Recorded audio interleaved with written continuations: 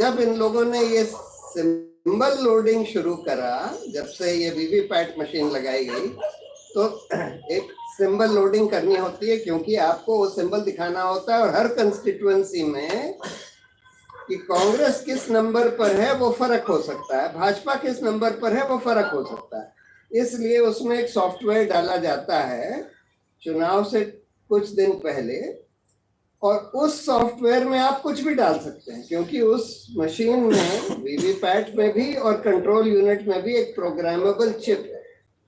अब अगर आप उसमें आपने ये सॉफ्टवेयर डाल दिया कि अगर दो कंसेक्यूटिव एक के बाद एक ही नॉन बीजेपी पार्टी को वोट डाला जाता है, यानी कि मैंने जाकर डाला कांग्रेस को, आपने भी उसके नेक्स्ट आपने जाकर कांग्रेस को डाला, तो जो स्लिप मुझे दिखाई वही स्लिप आपको भी दिखा दी जाएगी। स्लिप कट के गिरेगी नहीं बक्से में।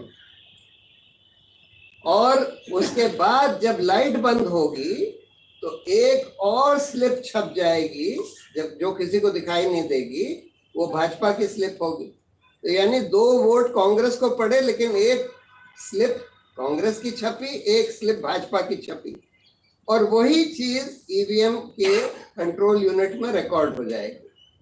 तो ये आसानी से मैनिपुलेशन हो सकता है। और यही बात एक सिटीजन्स कमीशन, बहुत भारी भरकम सिटीजन्स कमीशन बनाया गया, जिन्होंने करीब 1.5 साल पहले रिपोर्ट दी, बड़ी डिटेल्ड रिपोर्ट दी, जिसमें कि एक पूर्व न्यायाधीश सुप्रीम कोर्ट के जस्टिस मदन लोकुर थे, और उन्होंने बोला कि भाई ये मशीन जो है रिलायबल नहीं है। और करीब सारे वेस्टर्न कंट्रीज में, यूरोप में, अमेरिका में इलेक्ट्रॉनिक वोटिंग मशीन हटा दी गई है और अब वापस पेपर बैलेट यूज किया जाता है। और जर्मनी के तो कॉन्स्टिट्यूशनल कोर्ट ने 100 पेज का जजमेंट दिया कि भाई ये मशीन्स रिलायबल नहीं होती, पर जाया जाए। अभी हाल पर एक समय ये था जब भाजपा ऑपोजिशन में थी, तब वो लोग कहते थे कि भाई ये ईवीएम जो है इसमें बड़ी छेड़छाड़ हो सकती है, किताब वगैरह भी लिखी इन लोगों ने। अब ये लोग कहते हैं कि नहीं, हम ईवीएम को बिल्कुल नहीं हटाएंगे, हम पेपर बैलेट नहीं मानेंगे। इंडिया अलायंस ने एक डिमांड करी कि भाई जो वीवीपैट की पर्ची है, जो कट के नीचे डिब्बे में गिरनी चाहिए, वो आप वोटर के हाथ में दे दीजिए, जिससे वो उस डिब्बे में से निकाल कर और एक दूसरे बक्से में डाल सके। इससे क्लियर हो जाएगा कि भाई उसने जो जिसको वोट दिया है वही उसमें डाली गई है, तो उसमें बाकी और छेड़छाड़ का कोई स्कोप नहीं रह जाता।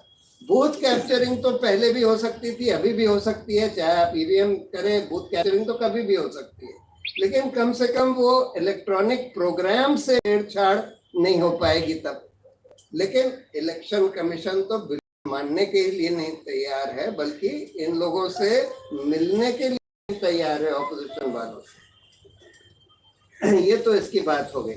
अब आइए ये इलेक्टोरल बॉन्ड। देखिए, हिंदुस्तान में चुनाव जो है पैसे का खेल हो गया है। उसका बड़ा कारण ये है कि हमारे सिस्टम में first pass the post, the post का मतलब होता है कि जिसको सबसे ज्यादा वोट मिले, चाहे उसको 30% ही वोट मिले हों, लेकिन अगर औरों से ज्यादा मिले हैं तो वही चुना जाएगा और वही उस कंस्टिट्यूएंसी का एमएलए या एमपी बन जाएगा। और उसके बाद फिर जिस पार्टी को मेजॉरिटी मिलती है या जिस कोalition के पास मेजॉरिटी होती है, उसी की सरकार बनेगी, और बाकी जो ऑपोजिशन है वो सरकार में बिल्कुल नहीं काउंट करेगा। इसका नतीजा ये होता है कि जब लोग वोट देने जाते हैं तो वो सिर्फ ये नहीं देखते कि कौन सी पार्टी है सबसे अच्छा कैंडिडेट है। अगर उनको ये लगे कि भाई ये कैंडिडेट तो सबसे अच्छा है, लेकिन ये जीतने का इसका कोई चांस नहीं, तब उनको लगता है कि भाई हमारी वोट तो बर्बाद हो जाएगी। तब फिर वो ये देखता है कि भाई जिन लोगों के जीतने का कुछ चांस है, उनमें से कम खराब कौन, और उसको फिर वो वोट देता है। अब ये कैसे वो